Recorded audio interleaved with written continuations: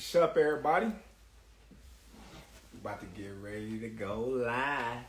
Well, we already live, but we about to get into it. About to get into it.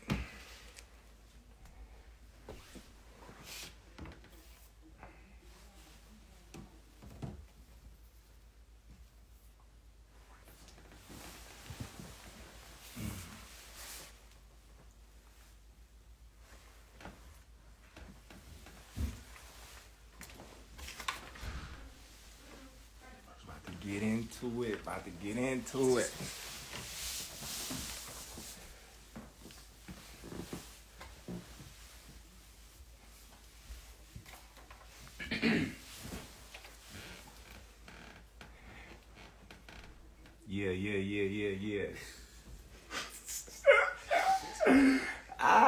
Alright, so listen, y'all. I'm about to give it to y'all raw and uncut. You know. I started talking to Team Spence, I would say, and Al Hammond and them about May, right after his fight, just going back and forth. They sending me a proposal with the interest of a Spence and Crawford fight. We didn't get a contract until August, and, it was just kind of like a regular contract.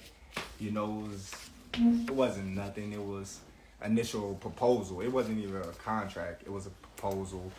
And Spence, Crawford, the intentions of us fighting. Okay, so we going on the basically the negotiations of what a contract would look like before we actually got the actual contract. Al goes in to saying a guy that I don't know, never represented me, not affiliated with Team Crawford, have no whatsoever place in Team Crawford's, stable, representing me in a contract which I have no nothing upon that I agreed to. So basically that was a standpoint of what the contract would look like. So basically I'm talking to Al and I'm like, Al, come on, man, I don't even know this guy. How can you do that? And he's like, well, the guy stated he's a part of your team and whatnot, and we going back and forth. I was a good dude, man. I was a, charming guy. He's a cool dude. I kind of like talking to him, but at the same time, Spencer's our guy. I'm not. So of course he's gonna do what's best for, his fighter, his guy. That's like, any other manager / advisor would do. He would do the best for his fighter. So, me and Al, we talks on the phone, I get advice from other guys in PBC. They tell me, be careful, make sure the deal is right. They tell me, make sure you don't get fucked. Just normal things from guys that's in they stable that I'm friends with. I honestly can say I'm friends with. So, we going on and on, and of course me and Al, we going back and forth about, the numbers. We not going back and forth about anything else. We just going back and forth about the numbers. All in all, I have two companies, that reach out to me that, wanted to give me and Spence $25 million guaranteed. $25 million guaranteed up front. So a real guy like myself, I call Spence. hey, bro, look, listen. You know what I mean? I got this company that's willing to give us $25 million a piece, guaranteed. What's up? What you gonna do? He like 25 million. What about the back end? I'm like, dude, listen. If they make their money back, then we get 80-20. You know what I mean? It's simple math. I said, man, we got people all still in the fight. They got the fire sticks. He laughed. He like, man, I got a fire stick too. I'm like, see? I'm like, man, ain't nobody really buying, you know what I mean, pay-per-views no more. I said, man, we get this upfront money and we good. It's a no-brainer. You know what I mean? But one thing about me and I would say the difference between me and the difference between Spence is I'm really my own boss now and he's not. He got to go through Al. He got to go through, you know what I mean, his team and ask them if he can do certain things that I don't have to no more. Yeah, I might have had to when I was with Top Rank because I was signed to Top Rank and they was my promotional company. So of course I had to go to Top Rank and ask them to get me this fight or do this for me or do that for me because I was obligated to do certain things by their standard because I was signed to them. But now that I'm a free agent and I'm free to do whatever I want, I'm the one sitting at the table.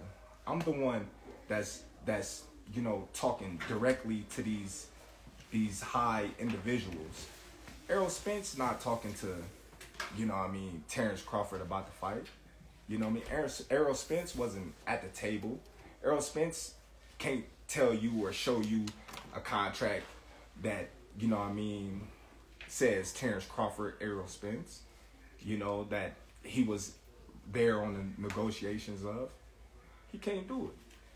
You know, so he had to go back and ask Al for permission, you know, if he can, you know, take this big chunk of lump sum of money to fight Terence Crawford, which he didn't call me back, so I proposed it to Al. I hit up Al. I'm like, Al, listen, you know, man, I got this big hedge fund company out here, you know, they claim they know you. Not one, but two. Not one, but two. You know what I mean? Two companies willing to put 20 plus million in both of our pocket, guaranteed. Al tell me straight up, I'm not letting nobody touch this fight. Like, all right, cool. But I'm like, why? He like, why would you want to put a ceiling on yourself? Why you want to put a cap on yourself? I'm like, well, that's not putting a cap on myself. If this company is taking a risk, then, you know, high risk, you know what I mean, high reward. If that's the case, you know, I can't seem to see a fight that's been doing millions, you know, since Floyd and them.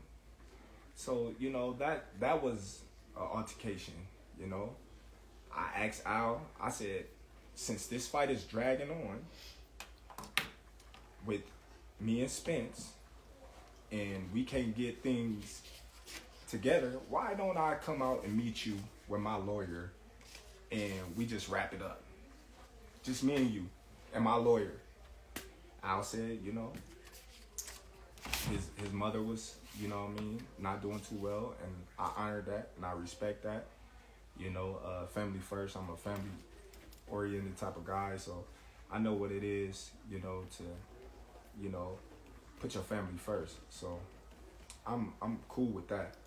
But then again, you know, as negotiations still drag on, and I had stated that I wanted to fight in this year, I asked Al again because we seemed like we wasn't getting nowhere. So I asked Al, I said, Al, listen, why don't you get Spence and you, since you his representative, and I'll get myself and my lawyer, and we just make this fight, you know what I mean, anything we gotta do, we can do it right there and sign, seal, deliver. And Al told me straight up, that ain't never happened in the history of ever, where two fighters sit down at the table and they come to an agreement and they get a fight made like that. Not even Floyd Mayweather and Manny Pacquiao. So I'm like, okay, well, it's the first time for everything. I never heard of a fighter ever taking zero guarantee in a fight. I never heard of a fighter of a 4-rounder taking 0% of a guarantee. That is something that's new to me, but that's something that I was willing to do to make this fight happen. You know, a lot of people, you know, they say, oh, well, Terence, you ducked, or Terence, you did this and you didn't want to fight Spence. I'm the only one that was taking all the risks. You know, I told him, all right, cool. I take no guarantee. I take, you know what I mean, the less end of the money. You know, whatever it is you want, I take it, because that's how much confidence I got that I'm going to beat that man. That's how much confidence I got I'm going to beat that man. So, you know, even though I know I was getting fucked in the long run, I just, you know, wanted a little transparency. I said, okay, if I'm gonna bet on myself and I'm gonna go against all the odds, then I wanna, you know what I mean, a little transparency. Of course, you know, I wanna be able to write off on, you know, things that's gonna affect my check. Of course, I wanna see if the numbers add up to what they telling me. You're not gonna go in. It's just simple to me to think that a person will go in a business with a person 50-50, and this person would tell them, well, you got to give me 50% down, and I give you 50%, and then you say, oh, well, I'm not going to tell you how much we really made, but I'm going to just give you this. You just got to trust me. Come on now. It don't make no sense. I never was offered a guarantee, not once. I never, you know what I mean, was given anything. But here, you want this fight? We gonna fuck you, and then, you know what I mean, you got what you want. But, you know, that's how much confidence and faith I have in myself. You know, I took it all. I took it all. I took the risk. You know, big risk, big reward. That's how I look at it. And I believe in my abilities, and I believe in myself. So I'm like, it's whatever. You know, Errol Spence, he can't say the same. He can't say the same. You know, he on audio saying Al Heyman go make sure he's good. He's in the best position to win this fight. Of course he is. He supposed to. You know, you got everything surrounding you to help you. You know, so people mad at me because Al told me if I don't take this fight, he's just gonna go and Errol Spence gonna make eight figures. He's gonna make 8 figures without me. So basically, he telling me, well, you take this fight or leave it, or you got nothing. Basically, because we've been dragging. So when I don't know, like, the type of caliber of people that he been dealing with or they been dealing with, but I'm not the type of guy to just sit on my ass and sit on my hands for no man to feed my family. So you mad at me for taking a fight with a tough opponent. You know, you may not know him, but he's a tough opponent for a bigger purse, a guarantee that I wasn't even gonna get. You crazy in the head. You crazy in the head. So now here we go. You know what I mean? Back to square, you know what I mean, one. Like, what do you really expect? You expect me to be disrespected, ran over, stepped on, and just sit there and just take it? That's crazy. That ain't even my style. See, me personally, I wasn't even gonna say nothing because I'm not the talkative type, and y'all pretty much know that. But sometimes, you know, you gotta say what's real. You gotta say what's on your mind, and you gotta Stop letting these people just do what they want with you. A lot of people say, well, did he ask to see Bob Arum's books? Did he ask for transparency with Bob Arum? No, I didn't. You know why? A lot of y'all probably don't even know why. But I was signed to Bob Arum. I wasn't my own boss. I was given a guarantee on every single fight that I fought for Bob Arum in Top Rank. That's the difference. That's the difference, you guys. So if you guys can't understand that, then I don't know what to tell you. I don't know what to tell you, you know. So I stated that I want to fight this year, and that was my thing. I wanted to fight this year. So we going back and forth, numbers, boom, boom, boom, boom, boom. So the transparency part, you know, that was the dragger. Where was Errol Spence at? I didn't hear Errol Spence. Where was the tweets? I didn't hear the tweets. I didn't see the tweets. Where was this guy at? He was under a rock. If you a real one, like you say you is, like the truth, you'll come out and tell the truth. You tell the truth, buddy. Come on, man. I called you and told you, listen, got this bread on the table, man. What is you doing? What is you doing? You not your own boss, my dude. So stop saying that you your own boss. Stop saying that you the truth and you this and you that, but you gotta answer to a lot of people, my dude. You gotta answer to a lot of people, and I'm not knocking that. I'm not knocking it. You know what I mean? It is what it is. They got you to where you is now. They got you to where you is now. But, you know, I don't know. I'm just saying. But like, when you look at it, a lot of people say, oh, well, why you didn't fight Boots? Or why you didn't fight Ortiz? Well, them names that never came up. I would have fought them names in a heartbeat.